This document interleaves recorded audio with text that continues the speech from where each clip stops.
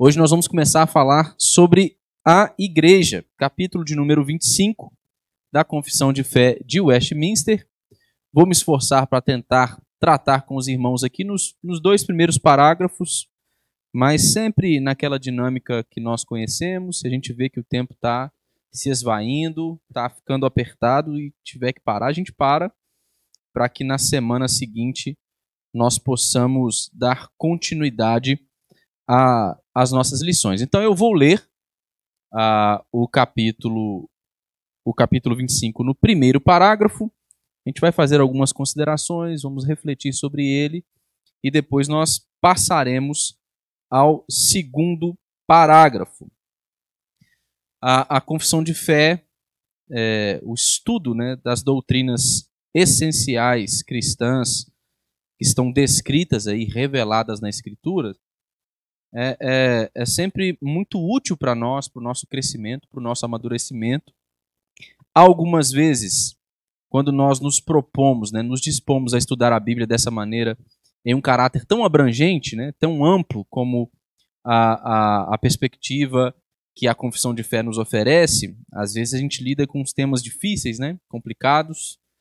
Eu particularmente, eu não sei, não posso falar pelo pastor Paulo, mas na minha experiência, os dois últimos capítulos assim são difíceis, temas complicados, mas a gente tem aqueles temas também que são gostosos, Todos são bons, todos nos reservam mais conhecimento de Deus, mais amadurecimento, mas existem aqueles um pouco mais difíceis de digerir. Agora tem aqueles que são, a gente guarda uma afeição especial por eles. Esse capítulo é muito rico e nós vamos entender um pouco a respeito do que a Bíblia tem para dizer sobre a igreja. Nós vamos entender isso à luz da nossa tradição, que é a tradição reformada. Especificamente, a minha ideia hoje é considerar os dois primeiros parágrafos para que a gente entenda a distinção da igreja como igreja visível e igreja invisível. A gente vai fazer algumas considerações a respeito disso hoje. Então nós vamos ler o primeiro parágrafo, como de costume. Diz assim o texto da confissão de fé. A igreja católica ou universal, que é invisível, consta do número total dos eleitos que já foram, dos que agora são e dos que ainda serão reunidos em um só corpo sob Cristo, seu cabeça. Ela é a esposa, o corpo, a plenitude daquele que cumpre tudo em todas as coisas. Na nossa tradição de fé, irmãos, na tradição reformada, nós sustentamos uma eclesiologia, uma visão a respeito do estudo da igreja, uma visão muito alta a respeito do que é a igreja. Para nós, na nossa tradição, na tradição protestante de um modo geral, a igreja para a gente é mais do que uma mera organização humana. Ela é um organismo vivo. A igreja ela deriva a sua vida, sentido, identidade, significado do próprio Cristo, que é o seu cabeça e esposo. São algumas das metáforas que a Bíblia utiliza para poder tratar a respeito do tipo de relacionamento e união que nós desfrutamos dele com Cristo. E o texto da confissão se vale também destas metáforas. Então, para a gente, na nossa tradição, entendendo e interpretando corretamente aquilo que a Bíblia diz, a igreja é mais do que uma organização simplesmente humana. A igreja, ela é uma instituição divina. A igreja é aquilo que nós conhecemos como sendo o povo de Deus, espalhado na face da terra ao longo de todas as eras. E isso fica um pouco claro para nós aí no primeiro parágrafo que nós lemos, não é? A igreja invisível, que é descrita no primeiro parágrafo que lemos, a igreja católica universal, que é descrita aí como sendo invisível, ela é composta, segundo o que nós lemos, de todos os eleitos de Deus. Todos os eleitos de Deus, aqueles que foram, os que agora são e aqueles que ainda serão reunidos no corpo de Cristo, nesta igreja invisível. Então, todos aqueles que foram soberanamente escolhidos por Deus, desde antes da fundação do mundo, eles compõem o corpo de Cristo, compõem a igreja de Cristo, o povo de Deus, e esta igreja chamada invisível. E por que que o texto enfatiza este aspecto da igreja, do povo de Deus, como sendo uma igreja invisível?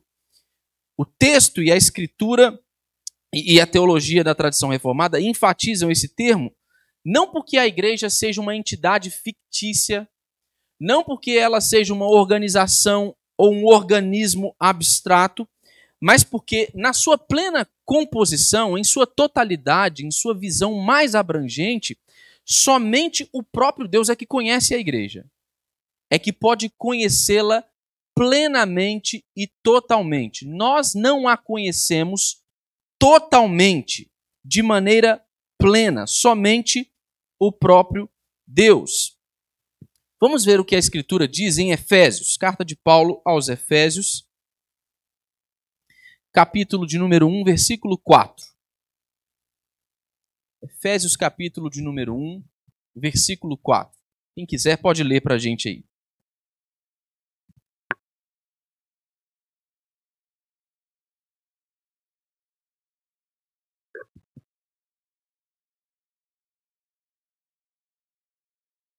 Então, o texto vai continuar falando que o Senhor nos predestinou em Cristo Jesus, né? Esse texto, esse versículo faz parte da doxologia paulina que inicia a sua carta aos Efésios no primeiro capítulo ali, entre os versos 3 e 14. E o que é que o apóstolo Paulo está a nos dizer? O que ele está destacando aqui? Ele está destacando a eleição eterna como sendo o ponto de partida para a obra da salvação que Deus realizou em Jesus Cristo. E ele vai enfatizar, o apóstolo Paulo, que esta eleição é feita em Cristo. Isso demonstra, descreve o papel de Jesus Cristo como sendo o cabeça desta igreja invisível. Ele é aquele através do qual todos os homens, todos os eleitos foram e haverão de ser salvos ao longo da história, haverão de ser unidos ao seu próprio corpo, à igreja de Deus.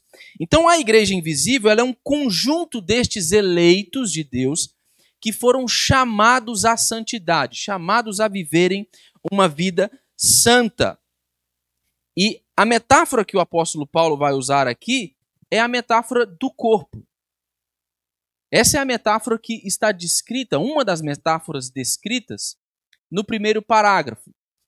Cristo é descrito como o cabeça do corpo, que é a igreja, e ele vai fazer isso como maneira, a Escritura faz isso como maneira de ressaltar a unidade orgânica que há entre o povo de Deus e Cristo Jesus. A nossa vida, aquilo que nós conhecemos como sendo a vida verdadeira, nós a vivemos e experimentamos na pessoa de Jesus Cristo. Eu gosto de fazer algumas... de pensar sobre como o episódio do Pentecostes, em que... Porque o livro de Atos ali marca, né, o início do povo de Deus, da igreja, como agora nós a conhecemos.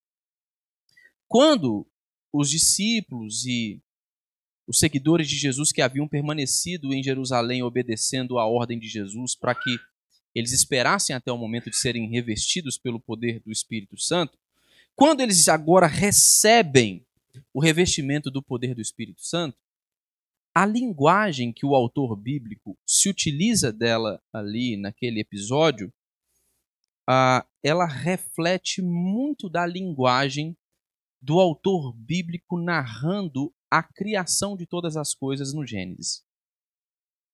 Então, quando nós lemos em Gênesis sobre a criação do homem, Deus cria o homem, não é? Do barro, ali do pó da terra, ele forma o homem E como é que este homem passa a ser uma alma vivente? Quando é que ele passa a desfrutar de fato desta vida? Quando o próprio Deus sopra em suas narinas o fôlego de vida. Um indicativo claro de que a nossa vida deriva do próprio Deus. A ideia do revestimento de poder do Espírito em Atos reflete essa mesma linguagem. É Deus, agora, enviando o seu Espírito como esta fonte da vida do seu povo na nova criação. Nos revestindo com poder, com graça, mas nos dando vida. É um ato de revitalização, de regeneração. A presença e a habitação do Espírito em nós significam a vida que Cristo ele nos comunica. Então, quando nós pensamos em igreja como corpo, do qual Cristo é o cabeça, isso indica essa unidade orgânica e vital de Cristo, que é a fonte da vida do seu povo. É interessante que quando Jesus está com os seus discípulos após a ressurreição, essa é uma linguagem assim que chama a atenção, lembrando de Gênesis, quando ele está com seus discípulos, o texto vai dizer que ele sopra sobre os discípulos o Espírito Santo. Né? A ideia do sopro, novamente aqui, é algo interessante, porque Cristo é a fonte de nossa vitalidade. A união mística, né? Quem esteve aqui na terça-feira na nossa reunião de oração ouviu o pastor refletindo um pouco a respeito da doutrina da união mística, antes de nós nos prepararmos para o momento de oração. A união mística dos eleitos com Cristo, ela constitui a essência espiritual da igreja. E esta união, ela transcende eras, culturas, línguas, né, épocas da história de uma maneira geral. Por isso uma igreja invisível, que nós não a conhecemos totalmente. Não é? Porque esta igreja, este povo de Deus, ele foi espalhado por toda a terra e ao longo de todas as épocas da história. Veja o que diz a Escritura no texto de Efésios, capítulo de número 1, versos 22 e 23. Essa metáfora do corpo, né, de Cristo como cabeça do corpo, que é a igreja, sendo utilizada pelo apóstolo Paulo. Efésios 1, 22 e 23, quem quiser pode ler.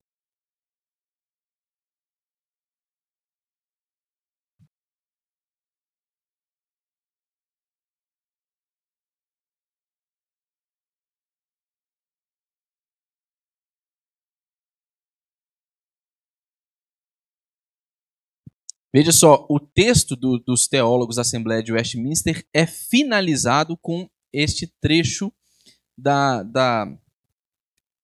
carta de Paulo aos Efésios, no versículo 23. Né? Então, a igreja aqui no texto de Efésios ela é apresentada como sendo o corpo vivificado por Cristo Jesus, pelo Cristo ressuscitado. E essa expressão, né, a plenitude daquele que enche tudo em todas as coisas, sugere para a gente aqui que a igreja ela é aquela que manifesta a presença de Jesus Cristo no mundo hoje, após a sua ascensão.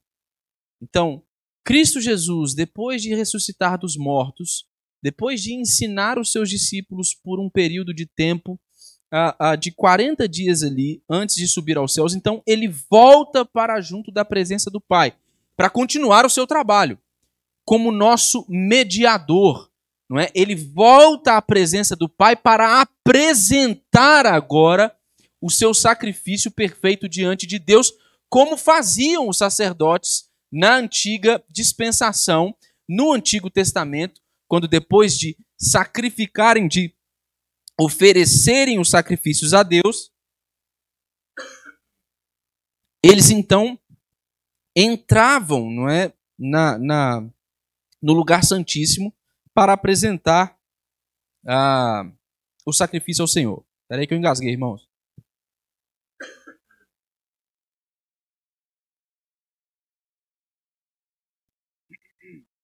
Tudo certo. 0 bala. Vamos lá. Vamos em frente.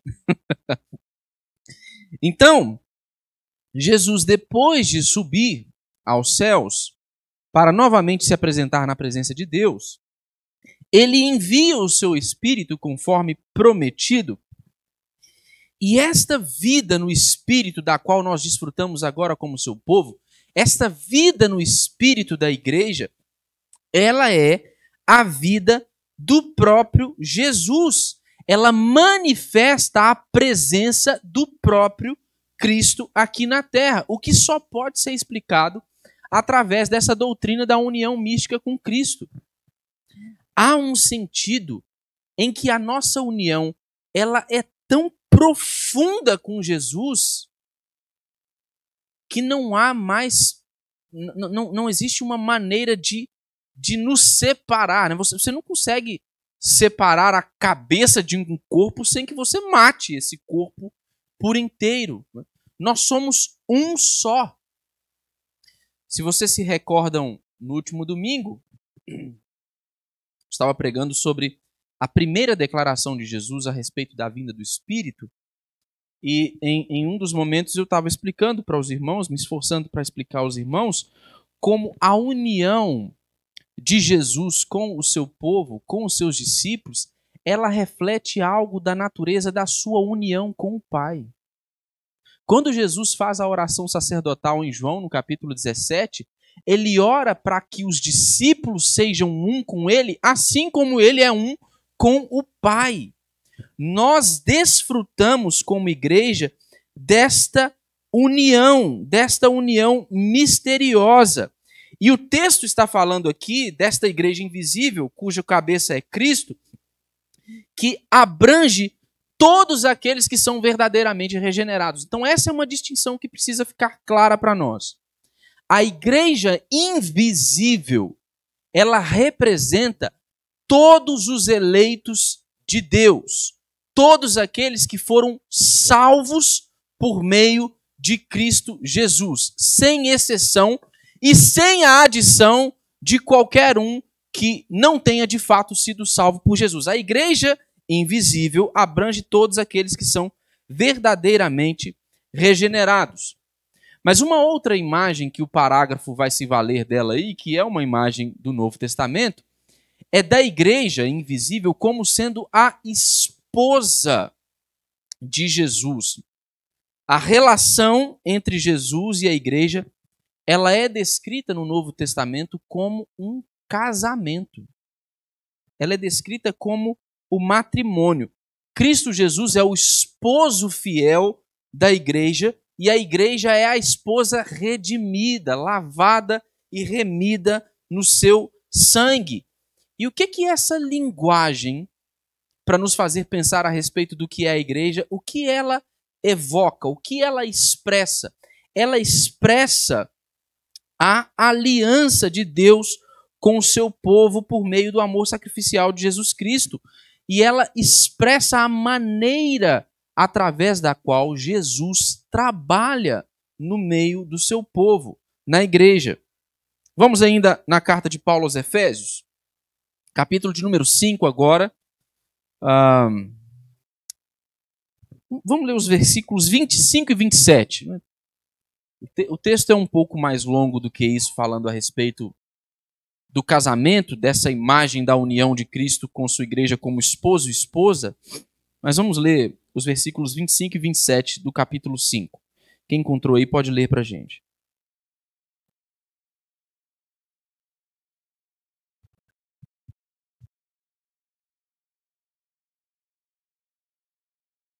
Para que santificasse, tendo-a purificado por meio da lavagem de água pela palavra, para apresentar a si mesmo igreja gloriosa, sem mácula, nem ruga, nem coisa semelhante, porém santa e sem defeito.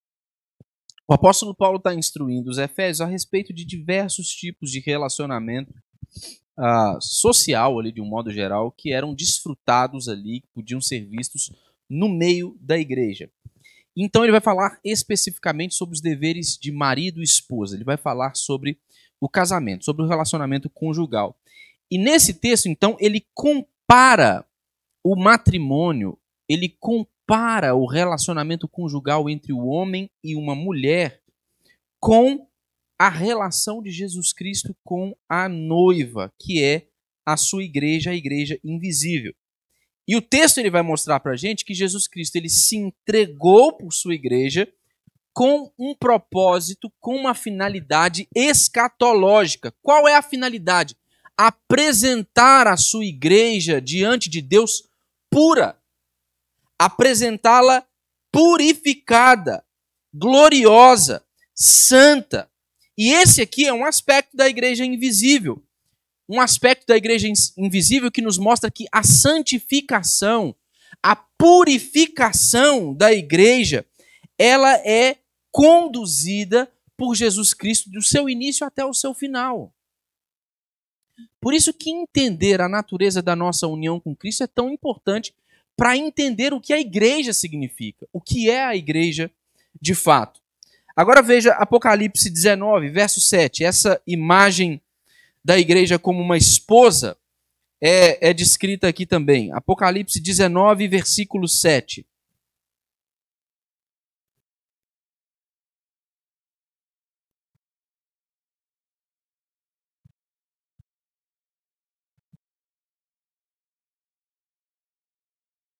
Então, essa esposa do Cordeiro, que é a igreja descrita em Apocalipse, né, essa é a visão de João a respeito da vitória final sobre todas as coisas, sobre o pecado e a morte. Esta esposa, ela representa a igreja invisível, purificada e glorificada no final dos tempos. E o casamento aí simboliza a consumação dessa união entre Jesus Cristo e o seu povo, a sua igreja, né, os seus eleitos, né? Esse aqui é o clímax da história redentiva, retratado nos 3 últimos capítulos do livro de Apocalipse. E isso fala para a gente também um pouco a respeito da natureza da igreja como igreja invisível, como o corpo de todos os salvos e redimidos ao longo de todas as épocas, por todas as nações, transcendendo culturas, não é? Ultrapassando barreiras culturais e coisas dessa natureza. A igreja ela tem um sentido amplo, abrangente, a igreja invisível, mas ao mesmo tempo específico. É o corpo dos eleitos. É o povo redimido de Deus. Este povo corresponde a essa igreja invisível. E quais as implicações de entender a igreja como sendo igreja invisível? Primeiro, a primeira implicação é que a verdadeira igreja, como nós a vemos sendo descrita, esta igreja purificada, redimida, santa, que é o corpo e é composta por todos os eleitos de Deus ao longo das eras, ela não pode ser identificada apenas através de instituições visíveis, apenas através de organizações humanas. Ela corresponde a uma realidade espiritual que abrange, como eu disse, todas as épocas, todos os tempos. Então você não consegue identificar a igreja invisível. Por isso que eu disse lá no início que quando nós pensamos em igreja invisível, nós estamos fazendo referência a uma igreja que somente pode ser conhecida em sua plenitude pelo próprio Deus, por Cristo Jesus. Nós não conseguimos, irmãos, nem mesmo fazer a distinção entre aqueles que compõem nossas igrejas que são ou não são salvos. E nem devemos tentar fazer isso, tá? Nós não conseguimos e existe uma razão porque nós não conseguimos. Porque não é nosso papel fazer isso, não é? A Bíblia, é claro, a Bíblia nos orienta. Jesus deixa claro para nós que uma árvore ela é conhecida pelos seus frutos. Existem princípios bíblicos muito claros que nos fazem saber, ou pelo menos considerar se uma pessoa ela de fato sustenta um testemunho cristão ou não. Mas nós não podemos distinguir entre aqueles que são salvos e não são dentro de nossa comunidade, porque essa é uma tarefa que compete ao próprio Deus. Nós não conhecemos o coração uns dos outros, nós não temos condições de fazer isso. E a realidade da igreja como organização que nós a conhecemos, a nossa igreja local aqui, a realidade da nossa igreja é uma realidade de 100% das pessoas que aqui congregam ou que daqui são membros sendo salvas? Vocês acreditam nisso? Não é. A realidade não é essa. E essa não é uma exclusividade da nossa igreja. Essa é a realidade de qualquer igreja local, visível, organização institucional como nós a conhecemos. No seu corpo amplo de membros, existem salvos e existe gente perdida. O ideal, o pastor Paulo estava falando sobre isso com a gente esses dias, o ideal é que a maioria sejam de pessoas salvas, de fato, regenerados, de cristãos fiéis. Mas a realidade é, no corpo de pessoas presentes aqui em nossa comunidade, no nosso ajuntamento, existem pessoas perdidas. Por isso que essa realidade visível e institucional não reflete o que é a igreja invisível, que é esse corpo dos eleitos de Deus, o povo redimido de Deus, que abrange aí a obra redentiva de Jesus ao longo das eras, de todo o tempo. E entender isso, que a igreja invisível não pode ser identificada, nos leva a uma outra implicação, que é o fato de que a salvação, irmãos, ela não está ligada à mera membresia institucional. Por isso que eu disse a vocês, nós temos um corpo de membros comungantes de nossa comunidade que não necessariamente reflete o número de pessoas salvas por Jesus. Essa não é uma realidade em nossa igreja e em nenhuma outra igreja. Por quê? Porque a salvação não diz respeito à nossa membresia institucional, mas ela diz respeito e é uma realidade quando de fato nós fomos incluídos no corpo de Cristo mediante a fé e a obra de regeneração que Cristo opera em nós por meio do Espírito. Então, irmãos, a igreja invisível, ela não é esta igreja que se demonstra para nós, que é vista por nós e representada nessa figura dos nossos membros, como nós conhecemos e toda essa estrutura institucional como nós a conhecemos. O que não é um problema, nós vamos ver isso quando falarmos sobre a igreja visível. Nós vamos ver a importância disso, mas é importante não confundir aquilo que nós vemos aqui com esta realidade espiritual da igreja invisível. E uma outra implicação é que a doutrina da igreja invisível, ela sustenta a esperança da preservação dos santos e a certeza, irmãos, de que Deus é quem conduz o seu povo até o fim, mesmo quando nós temos de enfrentar, lidar, ver constantemente as nossas próprias falhas diante de nós. Quando nós pensamos sobre a igreja invisível, sobre esse corpo dos eleitos de Deus antes da fundação do mundo, sobre o povo redimido por Cristo Jesus, irmãos, isso imprime segurança e esperança em nós. O povo de Deus, ele tem o seu futuro garantido por aquilo que o próprio Deus realizou, por aquilo que o próprio Deus fez. Então, na nossa experiência cristã, nós nos frustramos. Na nossa experiência cristã, nós ainda temos de lidar com os nossos pecados. Por vezes, na nossa caminhada cristã, nós desanimamos.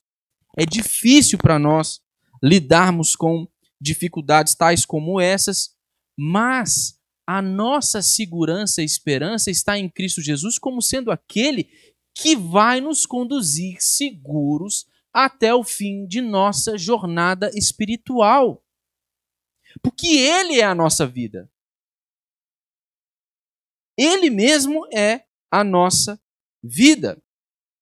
Então, portanto, nós devemos entender que a igreja invisível, que o texto da confissão aí usa metáforas como o corpo e a união conjugal para poder descrever a união de Cristo com o seu povo, é este corpo dos eleitos, é o povo de Deus redimido ao longo da história da redenção.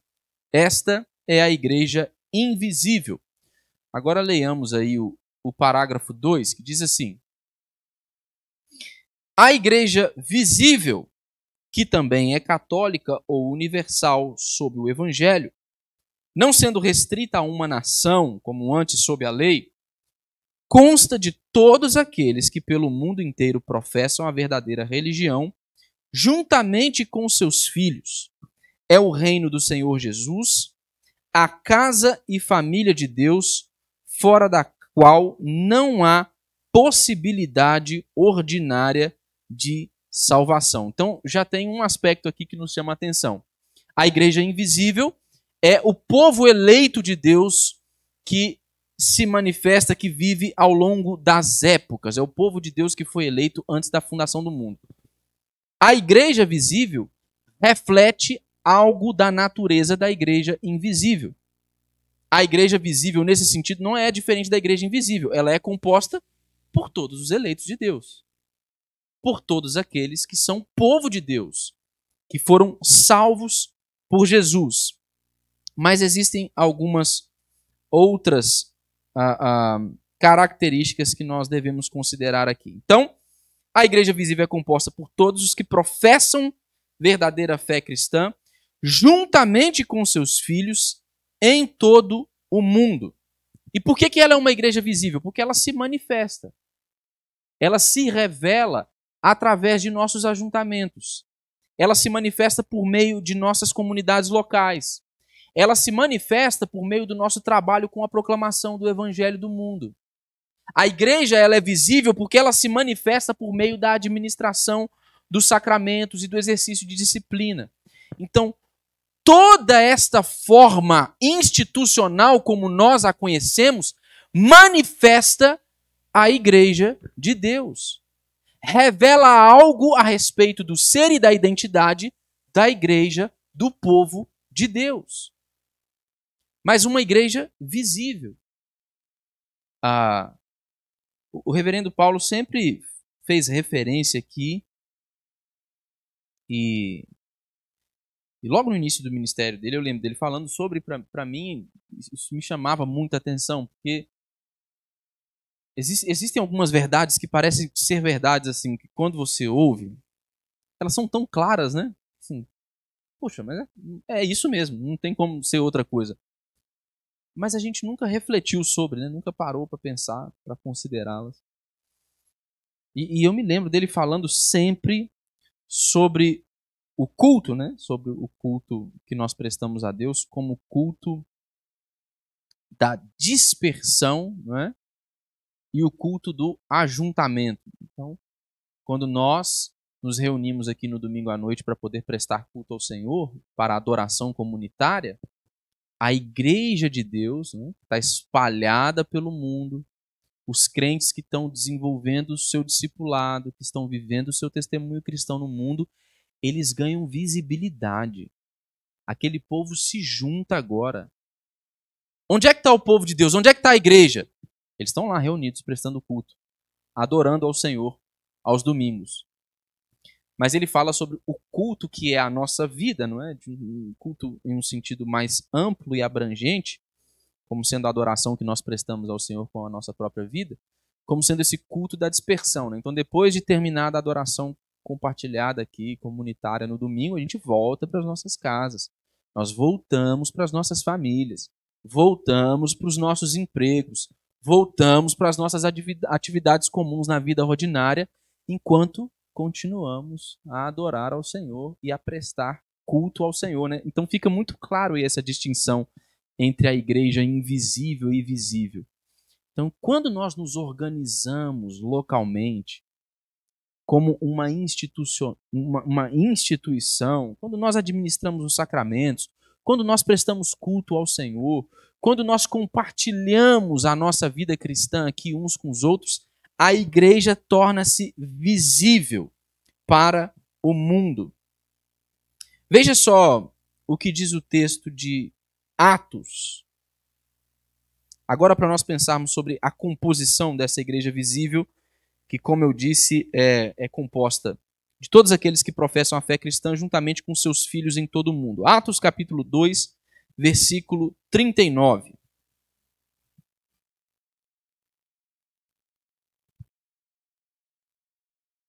Quero pensar com vocês um pouco sobre esse aspecto dos filhos como parte da igreja aí. Atos capítulo de número 2, versículo 39. Quem quiser pode ler.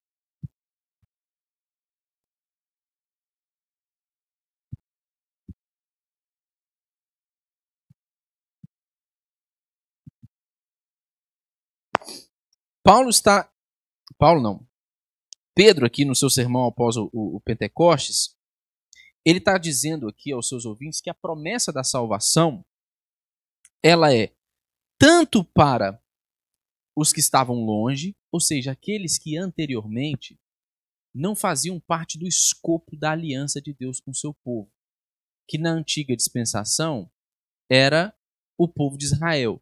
E o texto da confissão deixa isso muito claro, não é?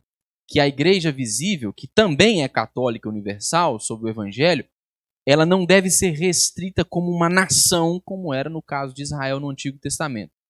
Pedro está dizendo assim que a promessa do evangelho, ela diz respeito a todos aqueles que ainda estão longe, e essa aqui é possivelmente uma referência aos gentios, né? Aos gentios. Mas ele está dizendo que diz respeito a eles, ou seja, o povo de Deus, o povo da aliança, não é? E os seus filhos. Então veja só, a promessa de salvação e de redenção de Deus para o seu povo não diz respeito simplesmente a crentes adultos, mas também a crianças. E vocês percebem como na nossa tradição as crianças elas cumprem uma função tão especial, não é? O povo de Deus não é composto simplesmente de adultos ou daqueles que desenvolveram alguma capacidade cognitiva de elaborarem aqueles conceitos que são ensinados ao longo da semana, domingo após domingo. Não, ele é composto dessas crianças. Por isso que na nossa tradição nós damos tanta ênfase à membresia infantil, quando nós batizamos as nossas crianças, não porque nós achamos isso bonito ou fofo, não, porque isso para nós é um lembrete da promessa da aliança, de que os nossos filhos, o Senhor prometeu, eles seriam também aqueles que fariam parte do povo de Deus. Então nós reivindicamos essas promessas. Então, se em nossa tradição a igreja ela é composta não somente daqueles crentes adultos batizados e que fizeram a pública profissão de fé, mas ela é composta também dos filhos dessas famílias, das crianças. Se nós batizamos os nossos filhos, nós precisamos repensar, irmãos, a nossa responsabilidade enquanto famílias e pais na educação de nossas crianças. Nós precisamos refletir sobre o lugar das crianças e dos filhos na igreja visível. Eu gosto de me recordar do episódio em que Jesus chama as crianças para que venham até ele, a despeito da tentativa dos seus discípulos de as afastarem.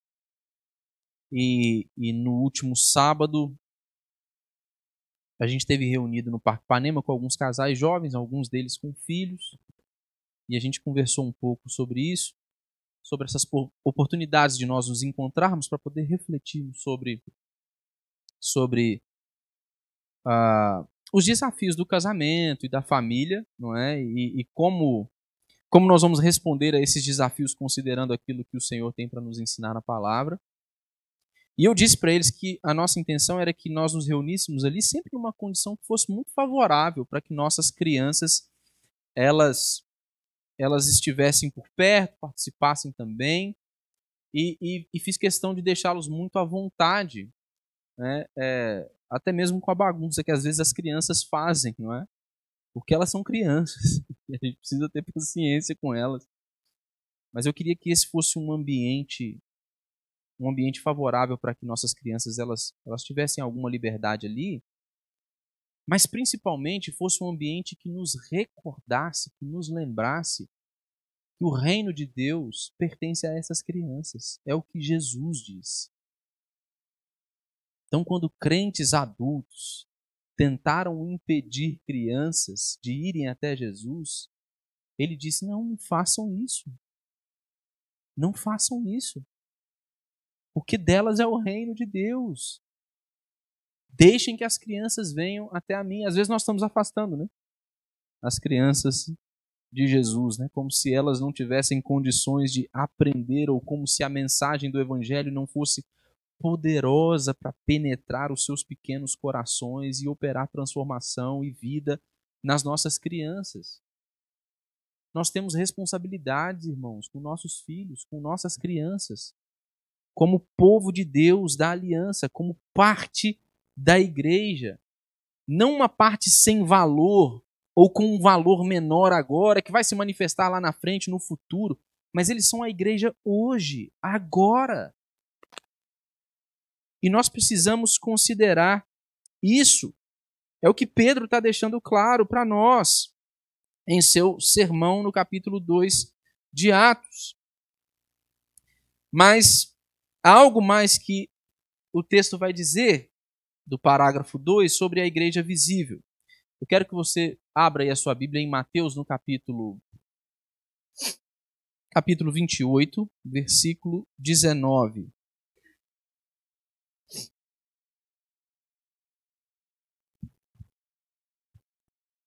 Mateus 18, verso 19.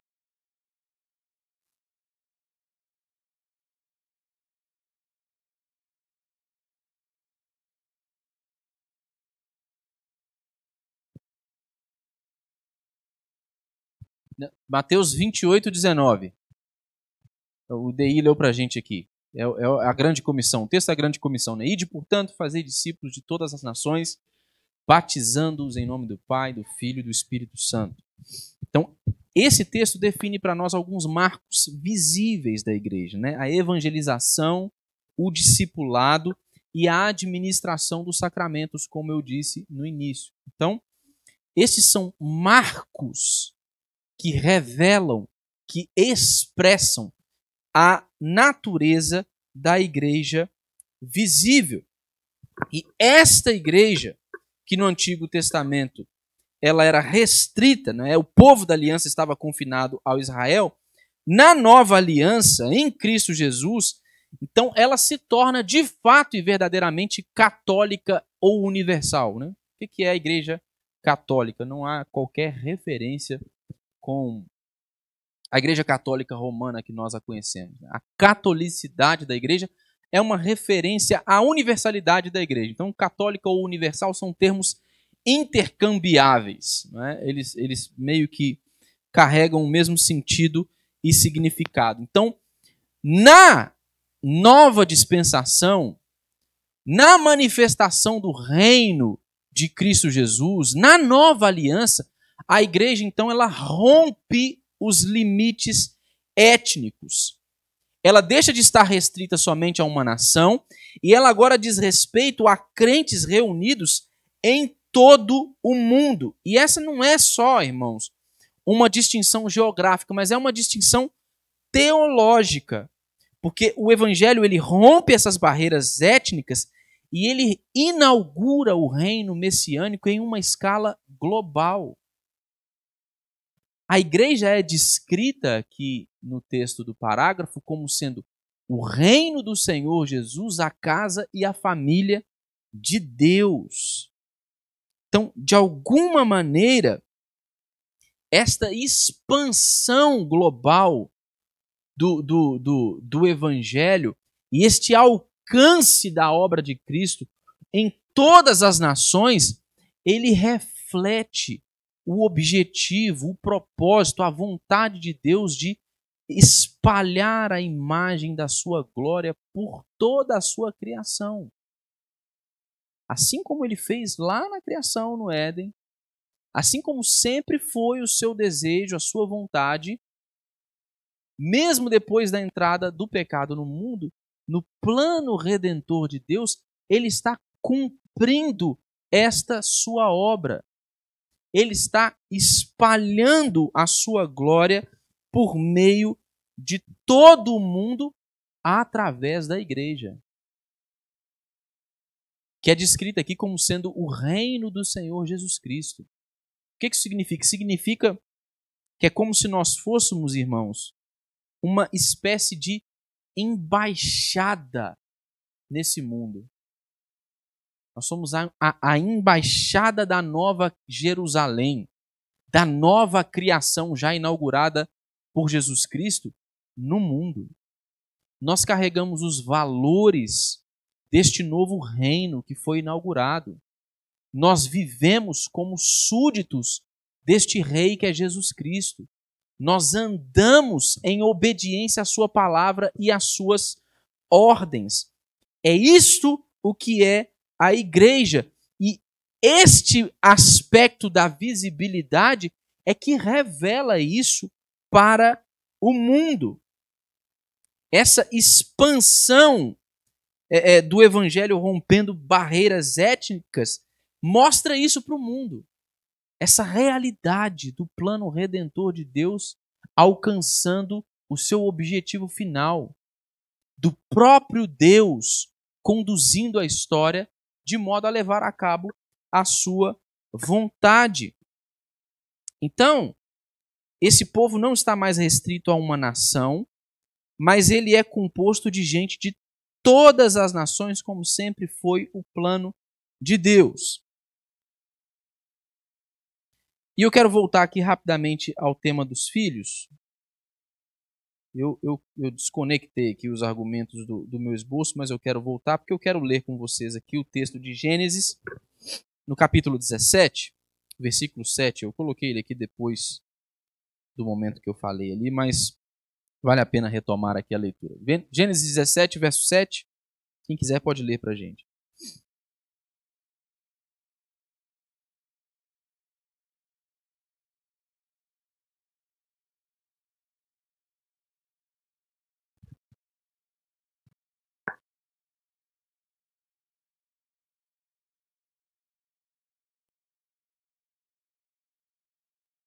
Eu quero voltar aqui porque os filhos, como parte da igreja, dessa igreja visível, eles têm um aspecto importante. Nós dissemos isso aqui, refletindo sobre o último capítulo, sobre a respeito do matrimônio, do casamento, do divórcio. A gente tocou nesses assuntos, tanto eu quanto o pastor Paulo, na quinta-feira passada. O plano de Deus sempre foi o de espalhar a sua glória por toda a terra, por meio da imagem da sua glória refletida na sua criação. Mas o pecado ele entra na criação, corrompe todas as coisas, e então começa a progressão do plano da redenção após a queda. Deus tem o povo de Israel, num primeiro momento, tem a sua aliança com Abraão, como nós a lemos aqui. Depois o povo de Israel é como uma nação étnica e representando esse papel, mas sempre com o propósito de espalhar por entre as nações a imagem da sua glória. E esse povo na antiga aliança nunca cumpriu bem o seu papel, não. O sentimento dos judeus naquele tempo, né, do povo de Israel, era, na verdade, um sentimento muito avesso ao cumprimento dessa que era a vontade de Deus, de serem os portadores da mensagem de Deus, da promessa da aliança, para anunciarem isso para todas as nações. Não é? Embora essa promessa esteja presente em todo o Antigo Testamento, eles não foram bons representantes e bons cumpridores da vontade de Deus. Mas isso tem um papel importante no plano da redenção, porque todas estas realidades apontavam para o seu cumprimento na pessoa de Jesus Cristo. Mas o sentimento do povo era o sentimento de Jonas, né? Quando Deus fala para ele, para poder pregar para uma nação inimiga, para povos gentios, pagãos, o Jonas não quer, né? Esse povo não é o povo de Deus. O que eu vou caçar lá? Mas o que Deus fala para ele? Não, tem povo meu lá. E você vai lá. Então está muito claro na Escritura, mas a revelação ela vai se desenvolvendo e o plano da redenção vai progredindo até o seu cumprimento na pessoa de Jesus Cristo, que é onde a gente vê esse rompimento das barreiras étnicas. Então agora, a igreja visível, ela cumpre o seu papel de ser a portadora da imagem da glória de Deus, espalhando-a por todo o mundo por meio da proclamação do evangelho, como nós vimos aqui, por exemplo, na grande comissão. Mas nós continuamos a fazer isso por meio da geração de filhos. Então, no Éden, como é que a imagem da glória de Deus se espalharia por toda a terra? A partir do momento que homem e mulher, gerados à imagem e semelhança de Deus, começassem a povoar a terra, a gerar filhos. Então, esses filhos, agora, a imagem e semelhança de Deus, eles iriam espalhar, nessa civilização ia se desenvolver, ela ia romper os limites do jardim, e ela ia se desenvolver de maneira que a glória de Deus refletida na imagem da criação pudesse preencher toda a terra. Nós fazemos isso por meio da pregação do evangelho, mas como cristãos, como famílias cristãs, nós ainda fazemos isso por meio da geração de filhos. E a implicação disso é importante para nós, porque nós vemos o modo como Deus estabelece a sua aliança com Abraão aqui, não é? Estabelecendo o sinal do pacto, incluindo as suas gerações, a sua descendência posterior. E mais do que isso, mais do que o sinal pactual de Deus estabelecido com Abraão, nós devemos nos lembrar do que diz a palavra de Deus no livro de Gênesis, um pouco antes, no capítulo 3, no verso 15. Então, o capítulo 3 narra a queda, a desobediência de Adão e de Eva, mas Deus ele já estabelece naquele momento um compromisso com a semente daquela humanidade caída, de Adão e Eva. Um compromisso com o descendente da mulher que esmagaria a cabeça da serpente. Isso significa que esta realidade da igreja, como sendo a composição de todo o povo de Deus, que inclui as crianças, tem implicações para nós, como pais e famílias, na criação dos nossos filhos, sempre considerando que estas sementes, estes descendentes, não são nossos. Não são nossos filhos. São filhos do Senhor. É por isso que ele vai prestar contas com a gente. Não é porque nós estragamos os nossos filhos.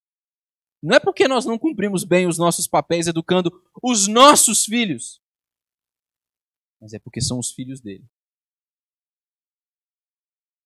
E a gente vai ter que prestar contas. Por isso que nós precisamos pensar no papel e no lugar das crianças em nossa igreja, porque essa é uma realidade importante para nós, esse é um sinal do pacto. O reverendo Paulo lembrou aqui, foi domingo também, né, reverendo? Da fala do reverendo Luiz, né?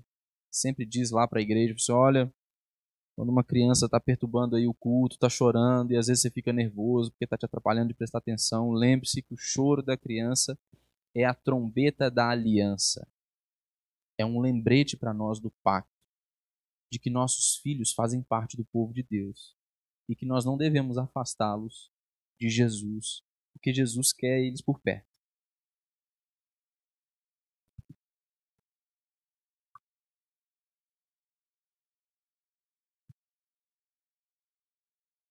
É exatamente isso, Enéas. O nosso papel, na verdade, em relação a toda a criação de Deus é esse papel de mordomia, não é? Nós somos aqueles que fomos designados por Deus para cultivarmos, né? Adão foi designado por Deus para cultivar e guardar o jardim. Isso tem implicações abrangentes para toda a criação. Então, nós somos estes representantes de Deus, não é? No mundo. Esse era o papel desempenhado por Adão ali no Éden, né? Na criação original. Então, é esse papel mesmo de administradores. É assim com os nossos filhos e com todo o resto, né? Com o trabalho, com os recursos que Deus confia a gente, com o tempo. Como é que a gente administra o tempo? O tempo é de Deus. Ele nos deu como recurso. Como é que a gente está administrando o nosso dia? Como é que nós conduzimos nossas atividades? Como é que nós elencamos as nossas prioridades? Nós devemos fazer considerações sobre isso, porque nós somos, né? E o Enéas está nos lembrando bem disso aqui, nós somos esses mordomos, esses administradores, não é? Mas esses recursos que nos são confiados, essas riquezas que nos são compartilhadas, são para que nós cuidemos dela. O Senhor é quem é o seu dono.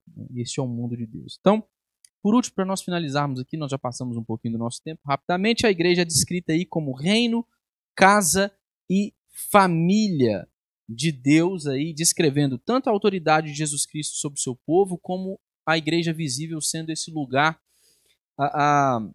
de comunhão e edificação, né, de identidade relacional, fraterna do povo de Deus. Nós somos a família de Deus, é o que Paulo vai dizer em Efésios, no capítulo 2, nos versos 19 e 20, diz assim: assim já não sois estrangeiros e peregrinos, mas concidadãos dos santos e sois da família de Deus. E para finalizar, o texto da confissão vai nos dizer que fora da igreja não há possibilidade ordinária de salvação. Fora da igreja, esta igreja visível, não há possibilidade ordinária de salvação. Mas isso aqui jamais deve ser interpretado como a visão católica romana de salvação e de pertencimento à igreja.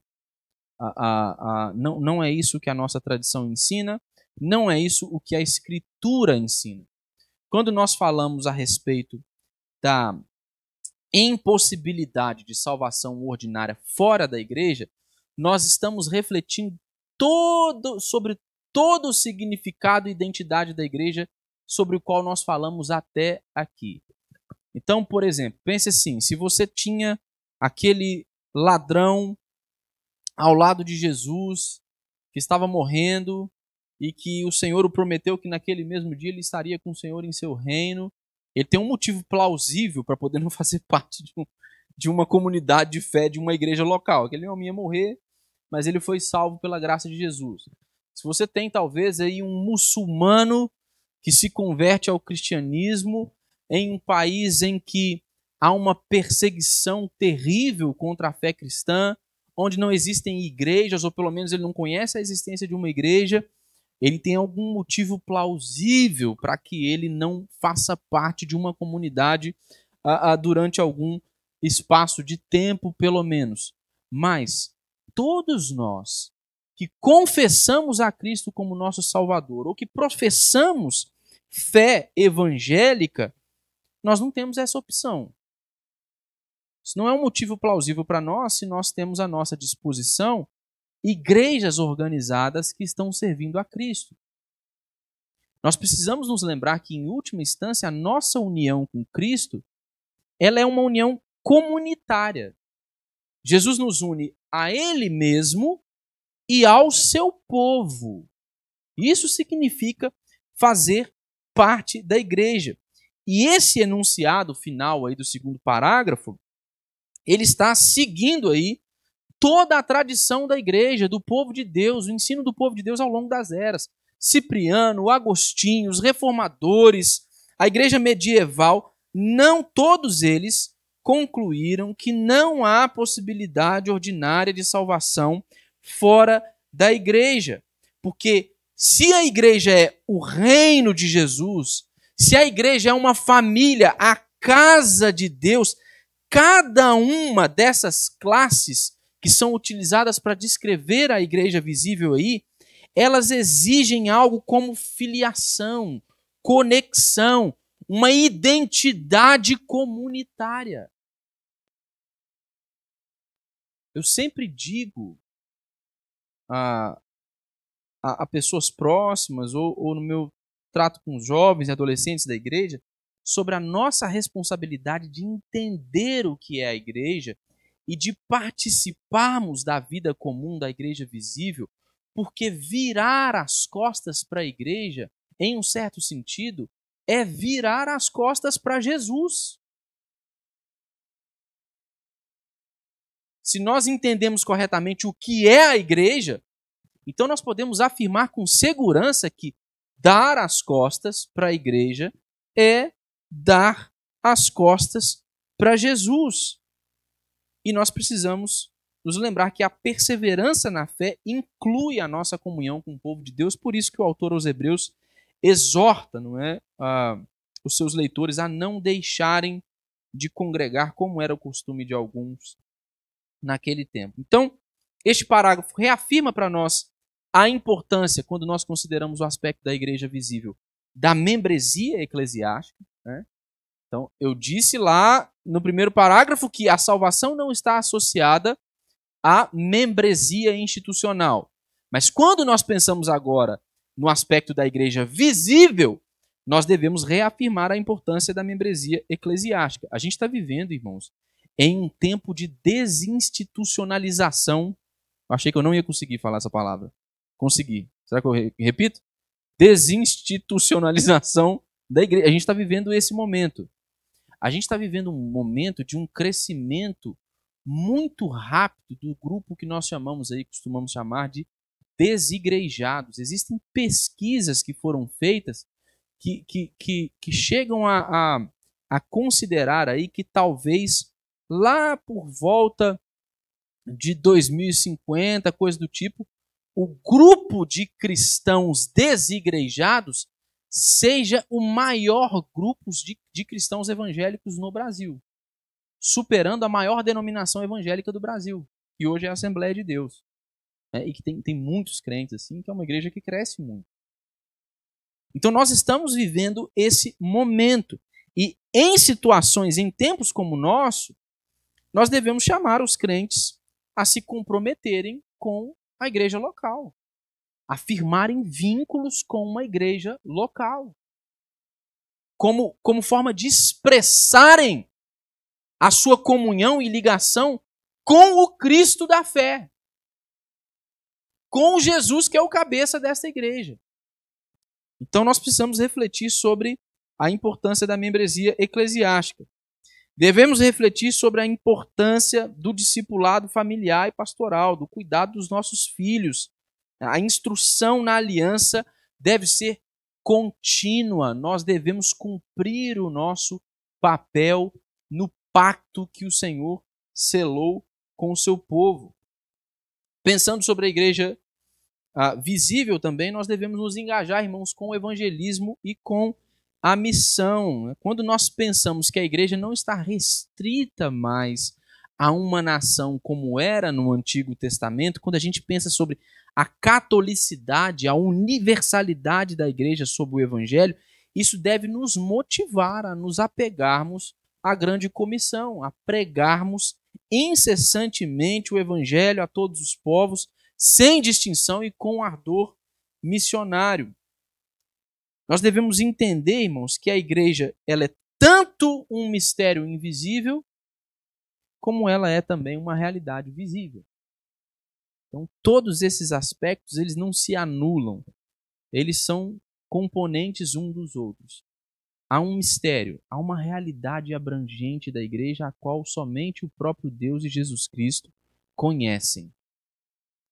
Mas a igreja é este mistério, esta igreja invisível, mas também uma realidade visível. E nós precisamos cultivar uma compreensão rica a respeito da doutrina da igreja, entendendo, irmãos, que permanecer em Cristo é permanecer em sua igreja, é fazer parte do seu povo. Essas não são coisas que podem existir separadas umas das outras.